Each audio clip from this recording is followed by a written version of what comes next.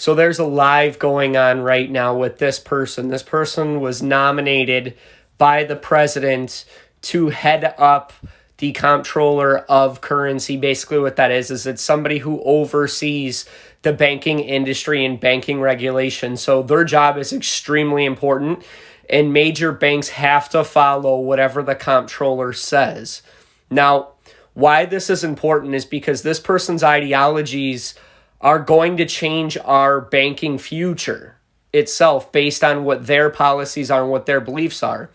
So it's really important that we understand this person and what they're trying to do. That way we can understand where our banking system is headed.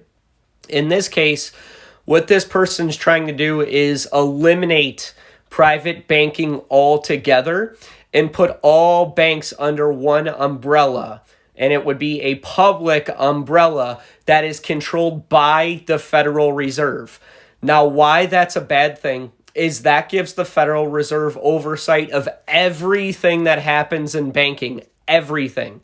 We're talking about transactions. We're talking about how loans are written.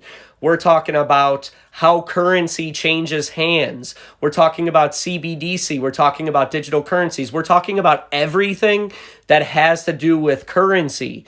So you want to understand the people that we're putting in power, because if this person gets nominated, which it seems like they're going to, our private banking system is no more, and we move to a public system, which means no more privacy for any banks or any people that have private accounts in banks itself. Everything is going to be monitored by the Federal Reserve.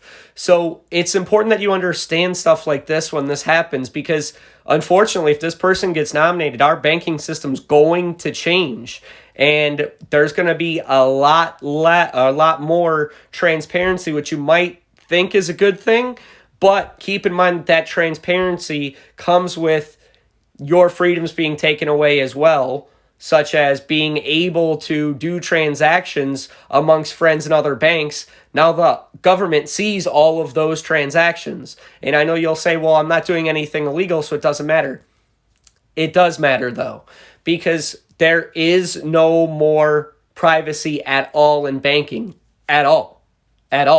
So that's another freedom that gets stripped away for the oversight of the government. So we're basically saying the government can now see everything that I do banking-wise. Does that feel comfortable to you? Because it certainly doesn't feel comfortable to me.